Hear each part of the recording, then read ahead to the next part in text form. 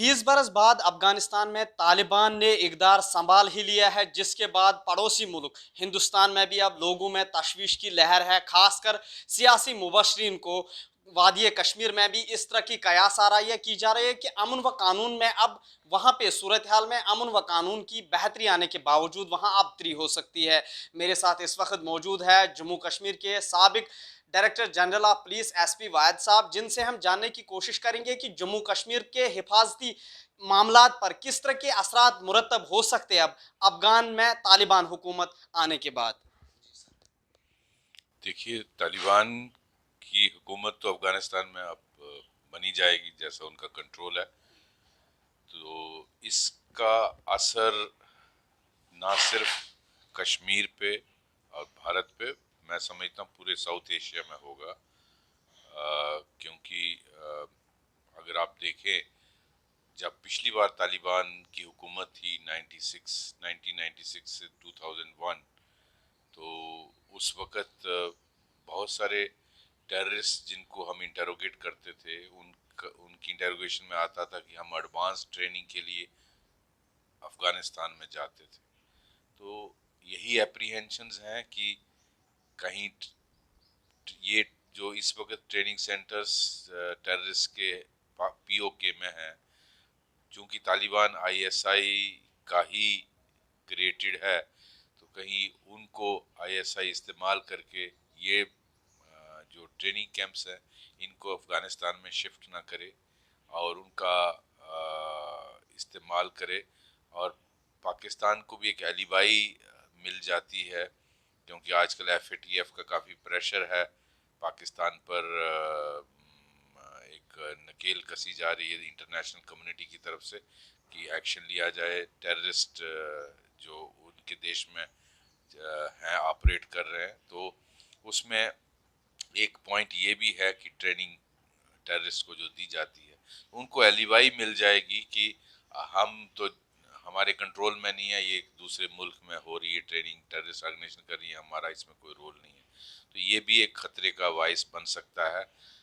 हालांकि टेररिस्ट तालिबान ने अपनी अश्योरेंस जो दी है अमेरिका को और बाकी इंटरनेशनल कम्युनिटी को कि हम दूसरे टेररिस्ट ऑर्गेनाइजेशन को पनाह नहीं देंगे, लेकिन कितना वो अपने जो उनका कहना है उस पर उतरते हैं वो वक्त ही बताएगा। दूसरा, अगर आप जो वायलेंस का स्टैटिस्टिक्स देखें तो 90 से लेकर 89 से लेकर आज तक अगर आप देखें तो सबसे ज़्यादा वायलेंस का पीरियड जो है पीक इज़ 2001, और वही पीरियड था जब तालिबान की वहाँ हुकूमत थी। उस पीरियड में सबसे ज़्यादा फॉरेन टेररिस्ट इन्फिल्ट्रेट हुए। कारगिल हुआ, जब आर्मी विड्रॉ बॉर्डर से होकर कारगिल गई तो सारी इन्फिल्ट्रेशन जो है फॉरेन टेररिस्ट की हुई। बहुत सारे फिदाई अटैक जिनको हम सुसाइडल अटैक बोलते हैं वो हुए, असेंबली पे अटैक हुआ, पार्लियामेंट पे अटैक हुआ, और हर एक आप जो भी पैरामीटर लें उसके मुताबिक सबसे ज़्यादा वायलेंस 2001-2 में हुई। तो जब उनकी हुकूमत हटी उसके बाद ही इन ये जो वायलेंस का लेवल कम हुआ। तो वो भी एक एप्रीहेंशन है कि आने वाले वक्त पे, लेकिन वो डिपेंड करेगा कि तालिबान वहाँ कैसे बिहेव करता है। सर, किस तरह के चैलेंजों का सामना करना पड़ेगा जम्मू कश्मीर पुलिस को या इंडियन आर्मी को, क्योंकि जी, सबसे बड़ा चैलेंज तो बॉर्डर मैनेजमेंट ही होगा और इंटरलैंड में भी होगा। बॉर्डर हालांकि आर्मी और बीएसएफ ने बहुत अच्छी तरह से कंट्रोल करके रखा है, और अगर आप देखें इन्फिल्ट्रेशन लेवल बहुत कम है, क्योंकि उस वक्त की स्थिति और आज की स्थिति में बहुत फ़र्क है। 2001 तक फेंसिंग नहीं हुई थी, आज बॉर्डर में फेंसिंग है, आज बॉर्डर में इलेक्ट्रॉनिक सर्विलेंस है, तो उसका असर तो है ही है और बहुत चौकसी हो गई है। उस वक्त का बॉर्डर आज नहीं है, तो बॉर्डर मैनेजमेंट बहुत बेहतर है। लेकिन हालांकि इन्फिल्ट्रेशन लेवल बहुत कम हुआ है। उस वक्त लगभग 2,500 टेररिस्ट ऑपरेट करते थे, आज लेवल 150-200 पे आ गया है। तो इन्फिल्ट्रेशन लेवल कम हुआ है, लेकिन देखना ये है कि कहीं आईएसआई तालिबान जब वहाँ पूरा शांति करा लेता है और अफगानिस्तान बिल्कुल नॉर्मल हो जाता है, तो कहीं इन टेररिस्ट को डाइवर्ट ना करे इस तरफ और अपना मकसद अचीव करने के लिए, तो उसके लिए हमें बॉर्डर पे ज़्यादा चौकन्ना रहने की ज़रूरत है, आर्मी को और बीएसएफ को, और हिंटरलैंड में भी ज़्यादा अलर्टनेस की ज़रूरत है। अगर ऐसे कोई इन्फिल्ट्रेट करने में अगर अंदर आ भी जाते हैं, उनको जल्दी से जल्दी न्यूट्रलाइज कर। सर क्या वाकई तौर पे अब उनको कश्मीर में ग्राउंड मिल सकता है तालिबान के, अगर वहाँ पे उनके वो आ जाते हैं, वो फाइटर्स जम्मू कश्मीर आते हैं, खासकर कश्मीर, ग्राउंड उनको मिल सकता है? यहाँ डीरेडिकलाइजेशन अब हो चुकी है वहाँ पे? मुझे नहीं लगता इतना। देखिए, मैं जैसे पहले कह रहा था, भारत 1990 वाला भारत आज नहीं है, ये 2021 वाला भारत है। यहाँ की फौज, यहाँ की सिक्योरिटी जो ग्रिड है वो 1990 वाली नहीं है। तो यहाँ कोई इतना फ़र्क पड़ने वाला नहीं है, और हमारी फ़ौज और हमारी जो फोर्सेस हैं बहुत सक्षम हैं। और हम अगर ऐसा लेकिन एक मैटर ऑफ कंसर्न है, थोड़ा हमें ज़्यादा अलर्ट रहने की ज़रूरत है। बाकी लेकिन कोई ऐसी घबराने वाली बात नहीं।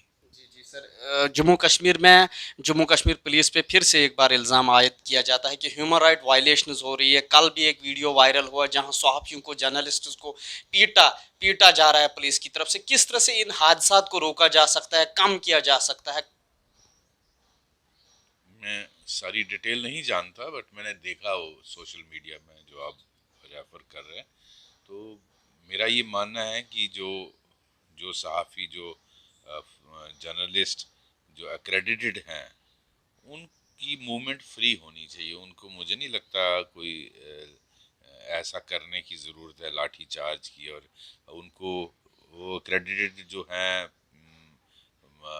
प्रेस इंफॉर्मेशन ब्यूरो के लिए या डायरेक्टरेट ऑफ इंफॉर्मेशन के साथ, तो उनका मूवमेंट फ्री होना चाहिए। वो जहाँ जाना चाहें, इंटरव्यू लेना चाहें, उनकी इजाज़त पूरी होनी चाहिए। बाकी जो अथॉरिटीज़ इस वक्त हैं, उनको देखना है कि अगर ऐसा हुआ तो क्यों हुआ, और ऐसे कदम लेने चाहिए कि ऐसा दोबारा ना हो। आपके दौर में और आज के दौर में आपको कितना लग रहा है कि हिफाजत के इंतजाम जम्मू कश्मीर में किस तरह का फ़र्क पड़ा है?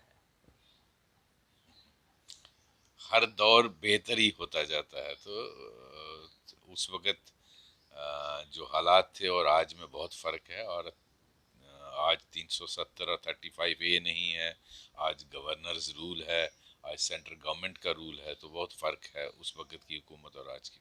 बहुत बहुत शुक्रिया। ये थे हमारे साथ farmer director general of police, जिन्होंने कहा कि अब हिफाजत के इंतजामात उससे बेहतर है जो पास्ट में थे। अब देखने वाली बात यही होगी कि तालिबान के इक़दार के बाद पड़ोसी ममालिक में, अफ़गान के पड़ोसी ममालिक में किस तरह के सियासी असरात मुरतब होंगे। ET भारत उर्दू के लिए जम्मू से मैं मोहम्मद अशरफ।